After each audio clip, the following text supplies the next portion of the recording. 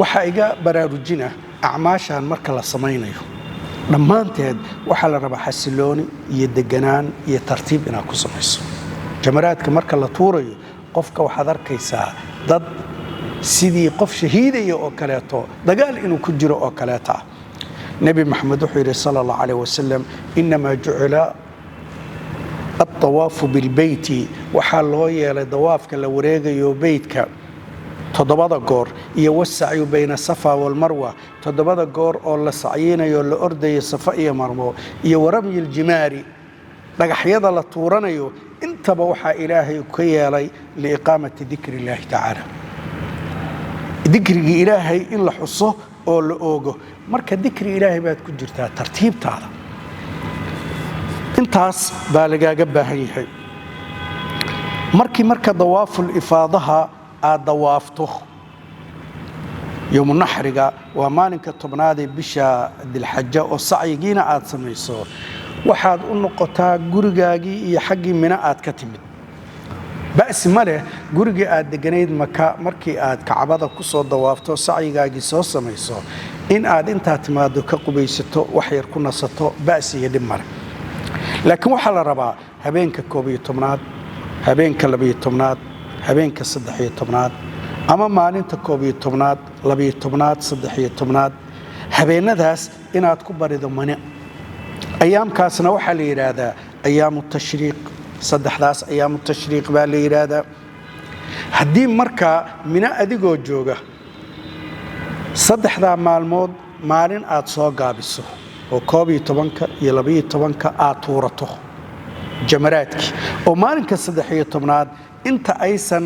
maalinka 12aad gabalkii kugu dhicin aad ka baxdo waa heli kartaa إلهنا سبحانه وتعالى قرآن كوحكيري فمن تعجل في يومين فلا إثم عليه ومن تأخر فلا إثم عليه لمن اتقى مركا مالنكا واسو قابين كرتا كوبي توانكا تورانيسا لبي توانكا تورانيسا انت مغرب كي ايسان كوغدعين ايات كبحيسا سيدا مركي آد سميسو حجكاقي واكو اجيحي وحيقا حصوصنا maalmaha la tuuranayo jamaraadka oo qofku mina uu fadhiyo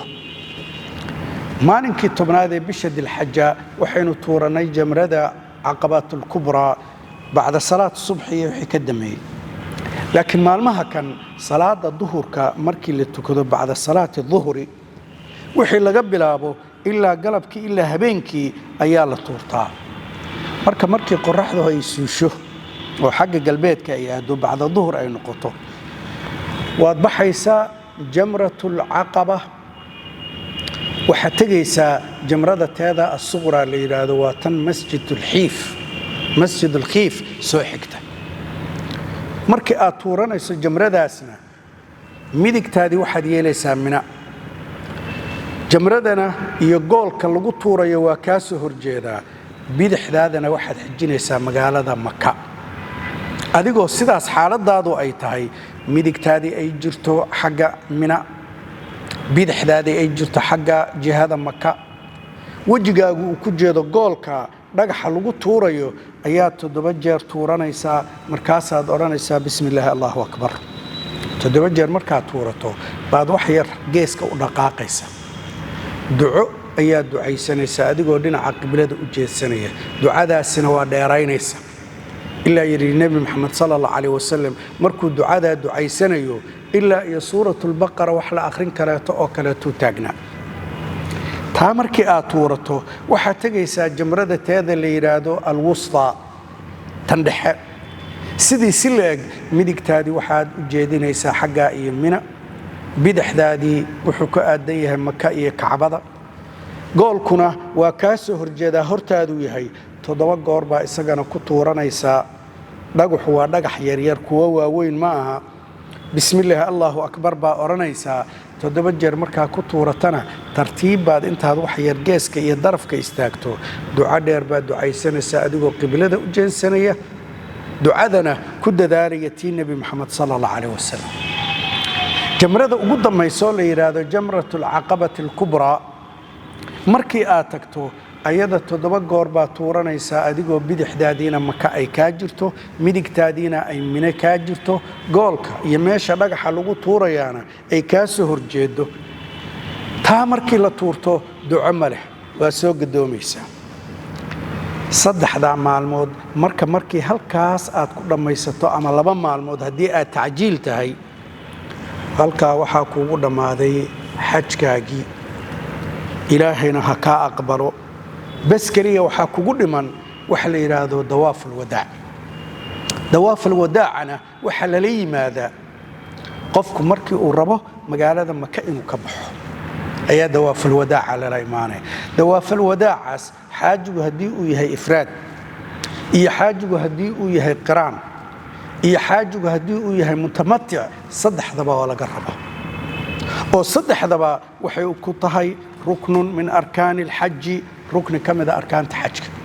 qof walba marka saddexdaa waa laga rabaa laakiin waxaa lagaa rabaa markii dawaafkaasi aad dhammayso toos gurigaaga inaadan ku laabanee aad ka baxdo haddaad madiine aadi lahayd haddaad jidda aadi lahayd haddii aad diyaaraddii intay kuu diyaarsan tahay soomaaliya soo aadi lahayd وبهذا تم حجك هدي هالكاسي آد قارتنا حجكاقي إلهي سبحانه وتعالى وقوط عميري وحايقا حصوصنا قبضوا مركا عماشي كجرته وحادعي كرتا قبضها سحيد إنو كدحي سيدا مثلا يدو عمره دي ربطا إني قدتو أيا حيد كدحي قبضها سي مركا حيد كاسي وكدعو طوافوا بالبيت صلاة marka beedka la dawaafayo waa sida salaada oo kaleeto marka waxay u baahan tahay dahaaro qab gabadhuna hadii ay tahay gabar xayd qabta dahaaro ma helayso gabadhaasi marka waxaan leenahay sidii Aisha Nabi Muhammad sallallahu alayhi wasallam uu sameeyay acmaasheedii kaleeto oo dhan ba iska wadanaysa markay amalkeedii xajka soo dhamaysato ayay dawaafka la imaanaysaa dawaafkeediina umradeedii buu dhaxgalayaa iyo xajkeedii gabadhaasi sidii Aisha oo kaleetaba waxay noqonaysaa gabar qaarinada waxa kaleeto dawaafka dawaaful wadaac la yiraahdo uu ka dhacaya gabdhaha kuwada xaydka qaba gabdhaha kuwada nifaaska qaba inta ay umushay dhiigii dhalmada uu wari ka sii socdo oo haddana kuwaas Ilaahay subxaanahu wa ta'ala waa ka dajiyay lagu male hadii ay kari karaan oo dawaaf la yimaadaana khayr weeye intaas baynu ku soo gabagabeynay duruusteena ku saabsanayd acmaasha xajka iyo umrada inta wixii ka dameeyana qofku gadaal wuxuu isugu abaabulayaa inuu dhulkiisa iyo wadankiisa ku noqdo laakiin mas'ala jirta Soomaalidu ku ibtilaysan yihiin haddii qofku acmaasha xajka uu guto oo wari dawaaful wadaac uu dhiman yahay jidda ma aadi kara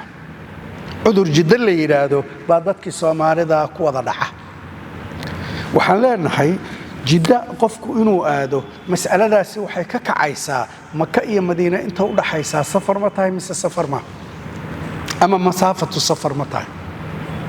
ha berigi hore xogaa bay kala fogeyd laakiin maanta jiddana waa soo siqatay Makkana dhismaheedii waa soo siqdeen markii aniga igu damaysay sanado badan inta u dhaxaysa Jidda iyo Makka waxay ahayd wax ku siman 50 kilomitir maantana haday doono waa isaga soo dhawaatay marka 50 kilomitir ama 60 kilomitir ama in ka yari ma noqon kartaa meel masaafatu safar ah culimadu waxay leeyihiin maya ma noqon karto sidaas darteed qofku hadii uu intuu amaladiisi guto wari dawaafil wadaaci uu san sameyn Jidda waa aadi karaa laakiin yow adigu khilaaf isgelin oo khilaaf waxaad ku galaysaa in la yiraahdo qofkaasi dawaafkiisi seebu noqonaya waxa fiican adiga oo jooga magaaladaada dawaaful wadaacaagi inaad la timaado ka bacdi Jidda hadaad doonto aad ka bacdi hadii aad doonto airportkaagi aad hadii aad doonto Madiina aadan soo madiinaysan Madiina aad wama ila dalika intaas baan ku soo gabagabayn lahaa acmaasheena wixii aan waafaqo إلهي حقي سويه وحي خلطاده إذا دعا فمني ومن الشيطان أنا جاي الشيطان كحقي قويه والله سبحانه وتعالى أعلم.